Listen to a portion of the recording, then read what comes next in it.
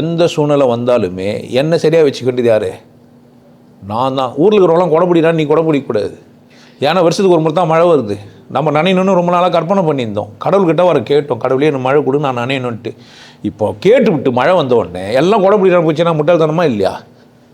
எல்லோரும் உன்னை முட்டாள்னே சொல்லுவாங்க, சொல்லணும் போட்டால். ஆனால் கடவுள் உனக்குமான டீல் இல்லை. நீ என்ன கேட்ட கடவுள்கிட்ட? மழை கேட்ட. மழை எதுக்கு பெஞ்சுது? நனையிறதுக்கு பெஞ்சுது. என்ன பண்ணுற?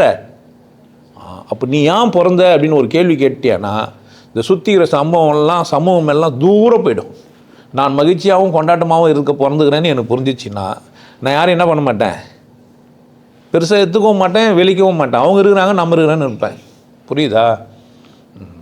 அப்போனா நீங்கள் அதுக்கான கதைகளும் கூட சொல்லி வச்சுக்கிறோம். அபச்சாரிக்கு பிள்ளையா பத்தினியாக இருந்தவங்க கோவலன் கதையை படிக்கணும் நம்ம ஒழுங்கா. அந்த பக்கம் அது, இந்த பக்கம் மாதவி தான் கூட சேர்ந்து நெருப்பில் விழுந்தா, கண்ணகி இல்லை.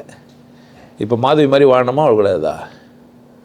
ஆனால் சொல்கிறவங்களாம் என்ன சொன்னுக்கிறாங்க, மாதவி தப்புன்ட்டு.